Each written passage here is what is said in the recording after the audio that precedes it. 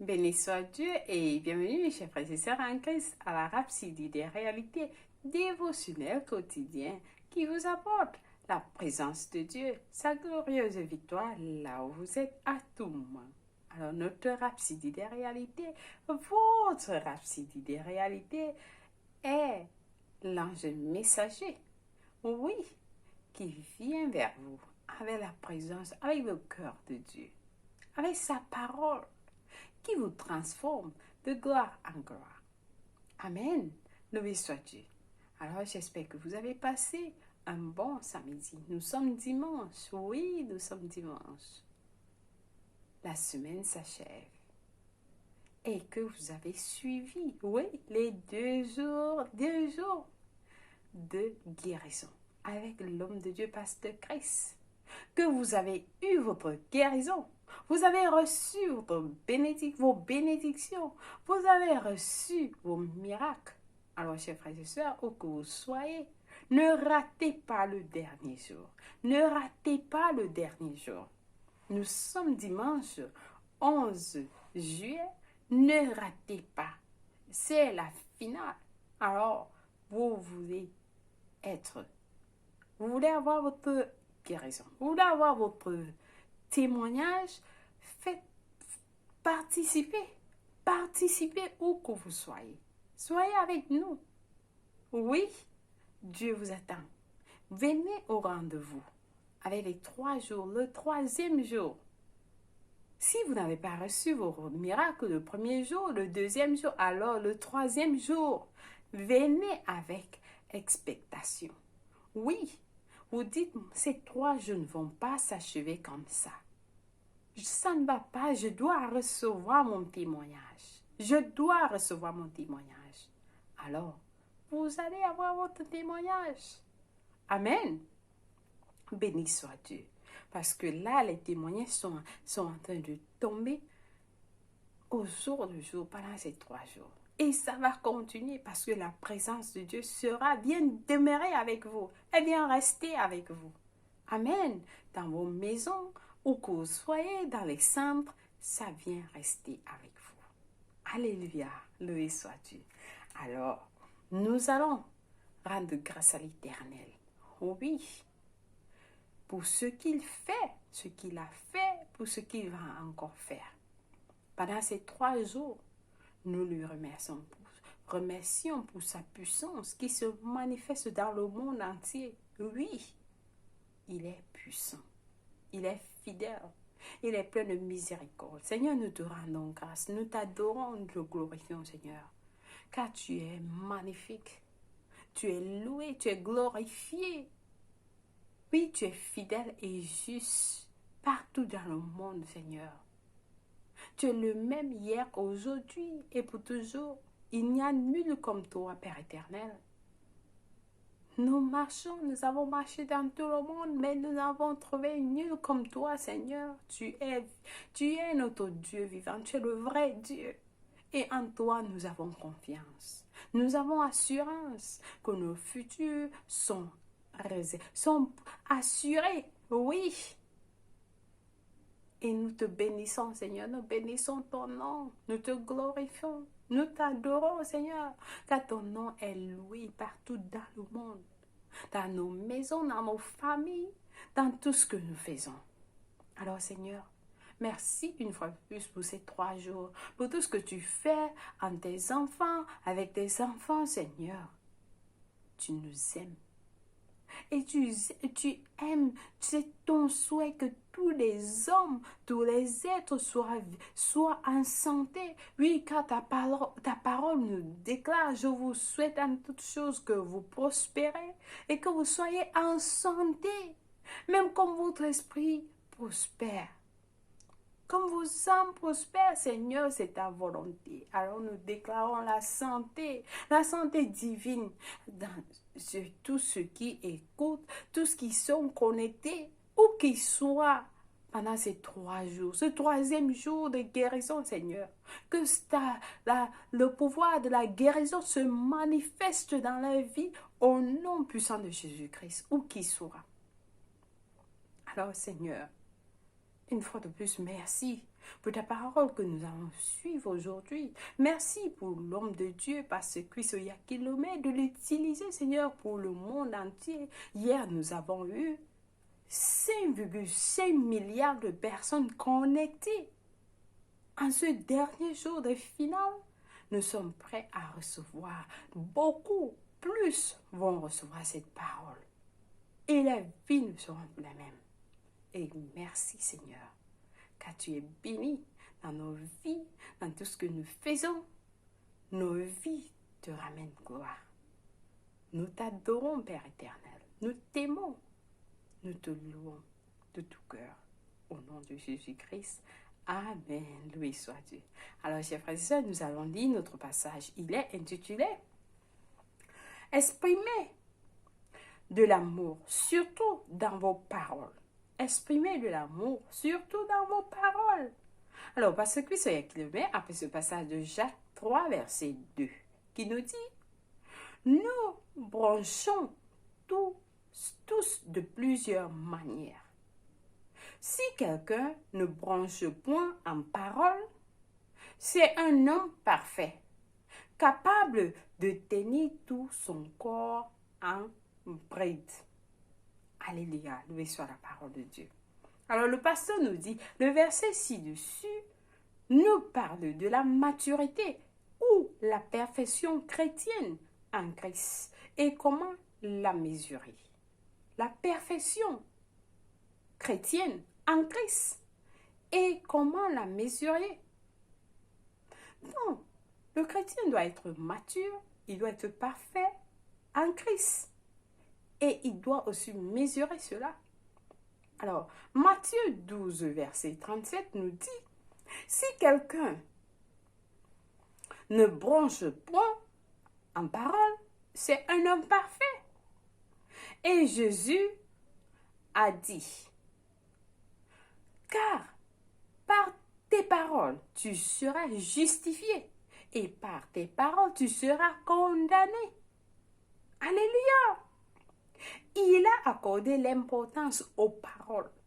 Il a accordé l'importance aux paroles. Ça veut dire que vos paroles ont de l'importance. Ne parlez pas n'importe comment. Ne laissez pas les paroles d'amertume, les paroles qui blessent, les paroles qui détruisent sortir de vos bouches. Prenez du temps avant de parler. Parlez en accord avec la parole de Dieu. Que la parole de Dieu, les paroles d'amour, sortent de vos bouches. Lorsque vous vous adressez à vos enfants ou vos frères ou sœurs, laissez que ce soit des bonnes paroles. Que ce soit des paroles qui produisent, que ce soit des paroles fructueuses, que ce soit des paroles d'amour, que ce soit des paroles de paix, que ce soit des paroles de joie. Oui, laissez des bonnes paroles sortir de vos bouches. Alléluia!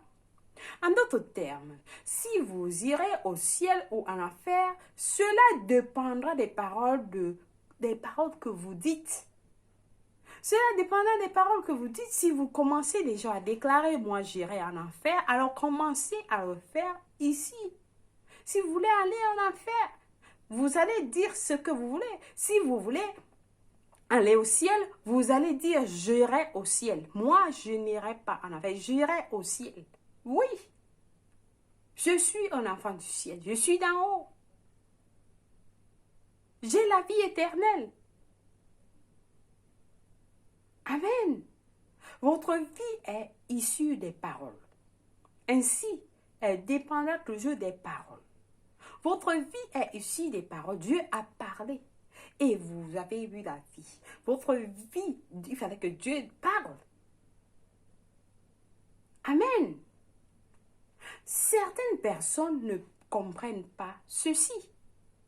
Ils parlent négligemment, utilisant des mots nuisibles et profanes, surtout lorsqu'elles sont en colère ou méchants. Pendant que vous parlez, même si vous êtes en colère, ne laissez pas des mauvaises paroles sortir de vos bouches. Ne laissez pas des mauvaises paroles sortir de vos bouches, pardonnez-moi. Ne laissez pas les mauvaises paroles sortir de vos bouches parce que là, lorsque vous parlez les mauvaises paroles, ceci détruit vos vies. Ceci détruit vos vies. Alors, laissez que les bonnes paroles sortent de vos bouches. Que les bonnes paroles seules sortent de vos bouches. Amen. Ce n'est pas le moment lorsque vous êtes en colère. C'est encore mieux de vous calmer, rester tranquille et que de laisser ces paroles qui vont blesser quelqu'un et vous-même. Amen. Ne vous énorgisez pas dans vos capacités de subjuger les autres avec des vilaines paroles qui blessent leur estime de soi. Ne faites pas que lorsque vous parlez, vous êtes en train de dénigrer quelqu'un, vous êtes en train de blesser son estime, vous êtes en train de rabaisser la personne. Vous parlez à quelqu'un n'importe comment, comme s'il n'avait pas de valeur, comme s'il était un animal. Non, valorisez la personne. Lorsque vous parlez à quelqu'un, donnez-lui de l'espoir, donnez-lui de l'estime, donnez-lui de l'assurance qu'il vaut la peine. Cette personne a de la valeur, cette personne est aimée, cette personne est spéciale. C'est un être. Dieu habite en lui. Alors, valorisez la personne. Amen. Ça peut être quelqu'un qui s'est confié à vous au sujet de quelque chose, mais maintenant qu'il a un malentendu, c'est pas non. C'est-à-dire, ça peut être quelqu'un qui s'est confié à vous au sujet de quelque chose, mais maintenant qu'il a un malentendu, ne voyez pas cela comme une opportunité pour le dénoncer. Non. Il s'est confié à vous parce qu'il a trouvé, il a trouvé que vous êtes celui-là avec qui il peut avoir assurance. Mais ce n'est pas l'opportunité d'utiliser ce que la personne vous a dit contre lui pour le blesser, pour le dénoncer. Non. Protégez la personne. Pensez au ministère du Saint-Esprit dans votre vie. Bien qu'il sache tout sur vous, il ne vous accuse ou ne vous dénigre jamais devant qui que ce soit. Non. Le Saint-Esprit ne va jamais vous dénigrer, même comme il vous connaît. Il vous aime et vous protège toujours. Le Saint-Esprit vous aime et vous protège toujours. Amen. Jésus est aussi pareil. Il connaissait tout homme et savait tout concernant tout le monde. Mais il leur parlait toujours avec amour. Dis des paroles d'amour. L'amour. Alors qu'il prêchait à certains de ceux qui avaient rejeté son message, il a dit, je ne vous juge pas. Dans Jean 12, verset 47, c'est ce qu'il a dit, je ne vous juge pas.